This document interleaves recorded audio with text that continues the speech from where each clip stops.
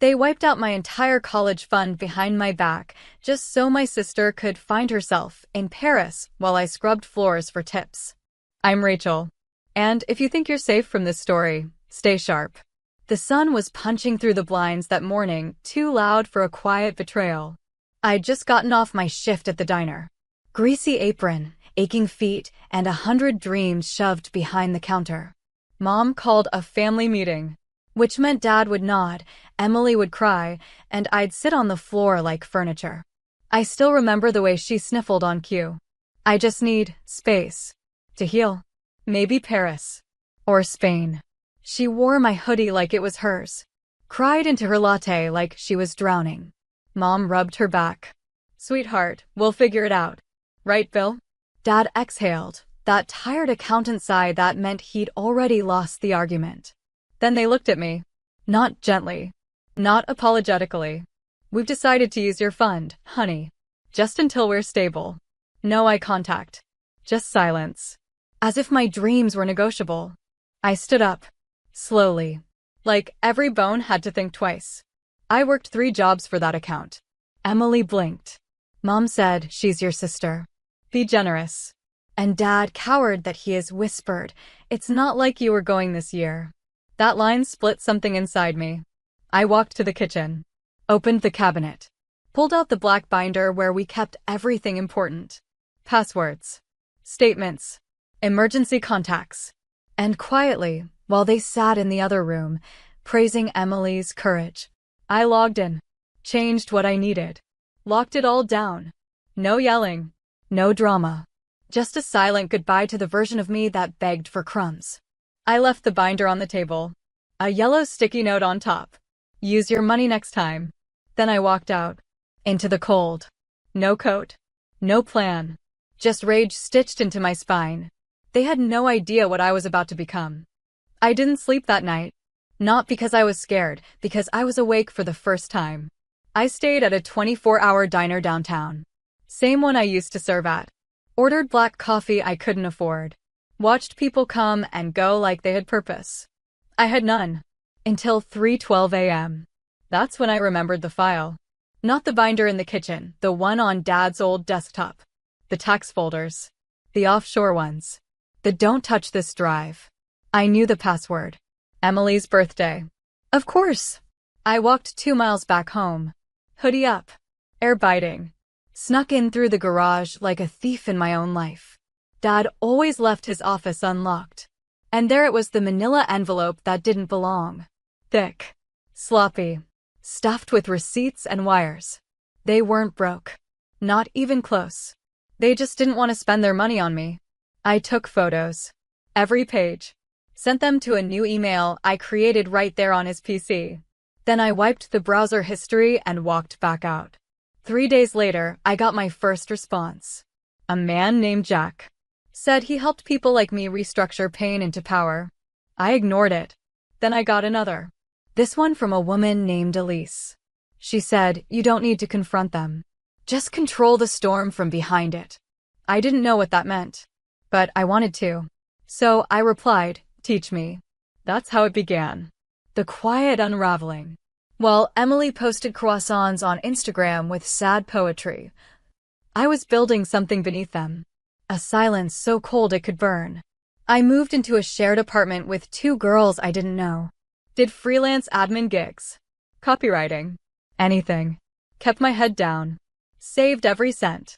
And every night I opened those files again. Line by line. Until I knew every shell company they owned. Every lie they told the IRS. The house they were so desperate to protect? It was built on fraud.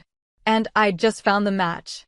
3 weeks later, I wore a navy blazer I bought for $6 at a thrift store and walked into an office with no sign on the door. Elise was taller than I expected. Black heels, blood-red nails, and eyes that had clearly seen too much. She didn't ask why I came. She just said, you're not the first daughter they tried to erase. But you might be the first who doesn't disappear. She handed me a folder. Inside, a map. Not of places, but people. A compliance officer who used to work with my dad. A former investor who claimed Bill and Linda had finessed him out of $80,000. And a financial regulator, who just so happened to be Elise's cousin. She said, "Your family hides behind paper. Let's bleed them with it." I don't know why I wasn't scared. Maybe because they took everything already. Or maybe because Elise believed in me more than my parents ever did. We didn't start with the big moves. We started small. An anonymous tip to the IRS. Another to the State Fraud Division. We knew they wouldn't act immediately, bureaucracy never does. But the clock had started ticking. Then came the leaks. I created a fake LinkedIn profile. Posed as a concerned CPA. Posted subtle breadcrumbs. Unreported assets are the real inheritance some families leave behind. The post went viral in small circles. Tax forums. Accountant Reddit threads. Enough noise that someone would connect the dots. Back home, Mom posted a family selfie with Emily captioned, "My brave girl, healing in Paris while her sister finds herself."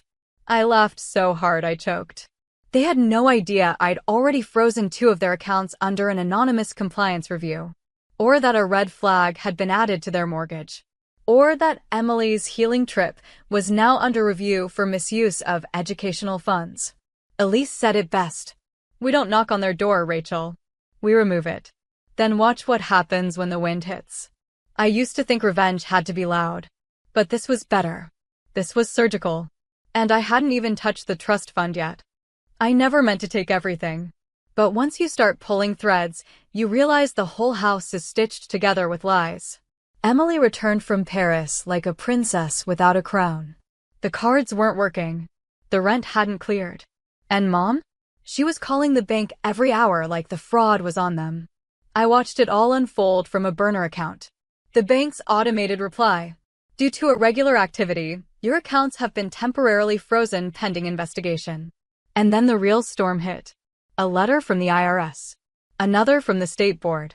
And a third from the Education Grant Office, the one they'd forged documents for so Emily could play student in Europe. I didn't send those directly. But I knew who would. Elise called it domino placement. You don't tip them yourself, you just build the right table. Dad started unraveling first. His firm let him go quietly, of course. Can't have a scandal with compliance risk leading your accounts department. Mom kept hosting Sunday brunch like everything was normal. The last one was brutal. No champagne. No avocado toast. Just silence and lukewarm apologies they gave each other with their eyes. I walked past their house that evening. Not to gloat. Just to see it one last time before the final move. It looked smaller somehow. Like truth had shrunk it. Like lies couldn't hold it up anymore. I got a text from Elise at 7:43 p.m. "It's time." I opened the trust fund file. The one Mom swore didn't exist anymore. Used for family emergencies, she said. Turns out the emergency was Emily's lip fillers and a timeshare in Florida. One form. One digital signature. One reroute to a charitable education fund, under my name. By midnight, the account was empty. Legally transferred. Permanently inaccessible to them. The next morning, they woke up to zero. No balance. No trust. No safety net. Just a printed notice taped to their front door. Assets transferred due to misrepresentation of beneficiary status. Further inquiries may result in legal exposure. Mom fainted. Emily screamed. Dad just sat down on the porch and buried his face in his hands. For the first time in years, I felt tall. They tried calling me over 40 times that week. Blocked numbers. Unknown callers. Even a fake message pretending to be a law firm, poorly written, full of spelling errors. Nice try, Mom. I didn't answer any of them. But I listened to every voicemail. It's wild how quickly your ungrateful turns into, "Please call us." Emily's was my favorite. "Rach, this is all a misunderstanding. You're taking it too far. Like, we're family." I nearly threw my phone across the room. "Family?" She watched them bleed me dry and asked for seconds. Dad's voice cracked in his message. "You don't understand the damage you've done. You're hurting people." "No, Dad. I'm just holding a mirror. You broke yourselves." Meanwhile, I was living in a shoebox apartment with peeling wallpaper and sleeping better than I ever had. My new job paid only $19 an hour, but it was honest. Every dollar I earned didn't carry a lie. I bought myself a cheap secondhand desk, set it by the window, and wrote a letter. Not to send, just to release. I wrote, to the version of me who kept asking for love from people allergic to it, she's gone now. I signed it with my real name. For the first time in years, it felt like mine again. Then I got the news. The trust fund redirection triggered a deeper audit. Not just on my parents, on all of their donors. Turns out Dad had been shifting untaxed funds through a fake nonprofit for 7 years. The nonprofit didn't even have a phone number. They froze the Florida property, seized the Paris apartment lease. Even the family car got repossessed in broad daylight. Emily recorded it and posted a crying video online. My life is falling apart and my own sister did this to me. I didn't respond. But I watched every comment. And for once, no one took her side. One wrote, maybe don't fund luxury with someone else's future. Another said, you don't get to cry after stealing someone's wings. I screenshotted them.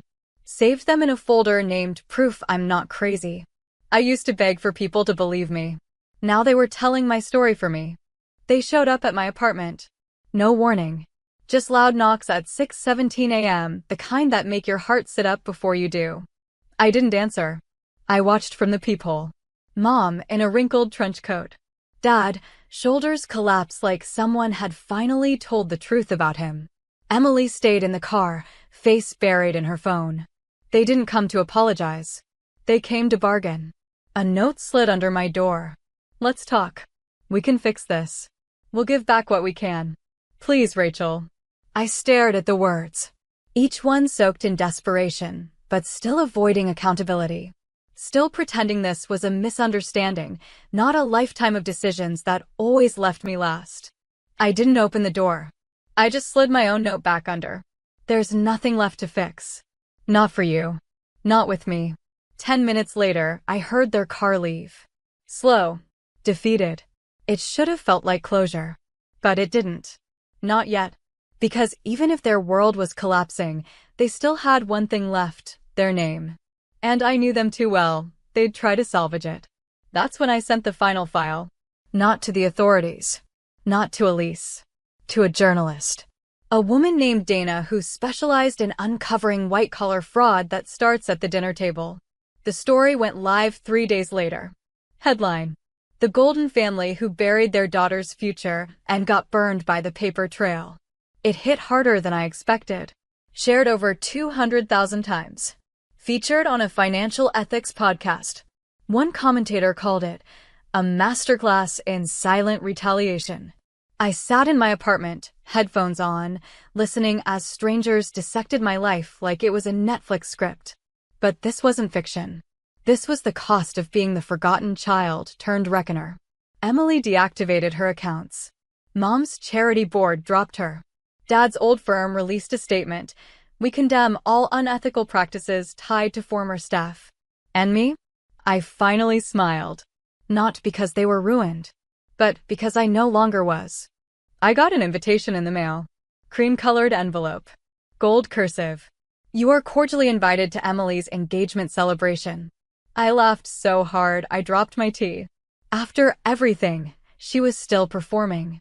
Still trying to wrap her mess in ribbons and filtered photos. Still pretending the world didn't just watch her life fall apart.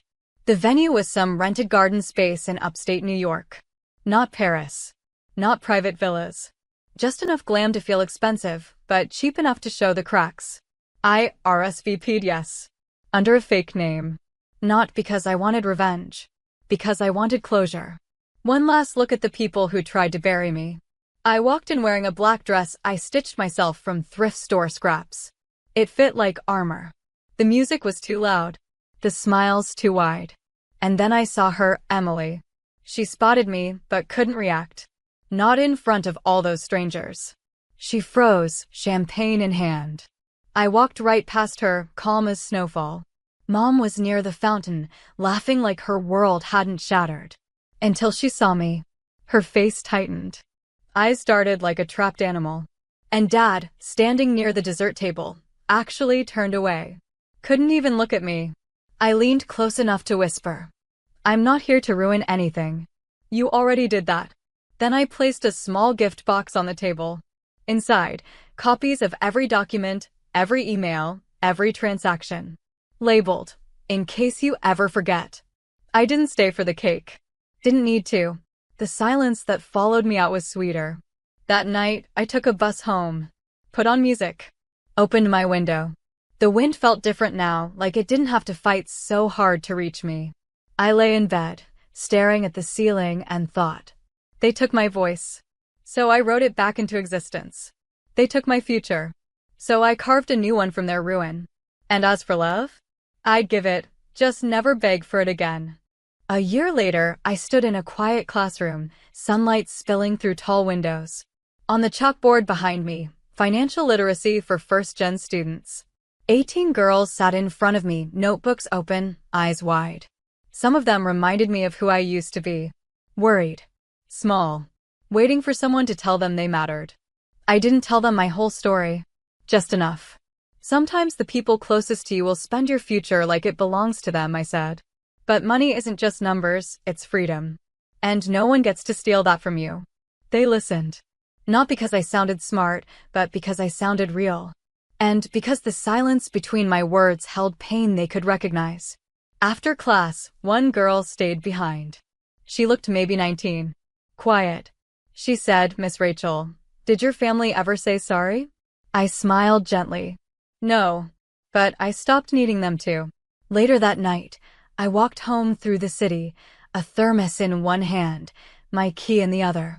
My apartment was still small. Still creaked in the winter.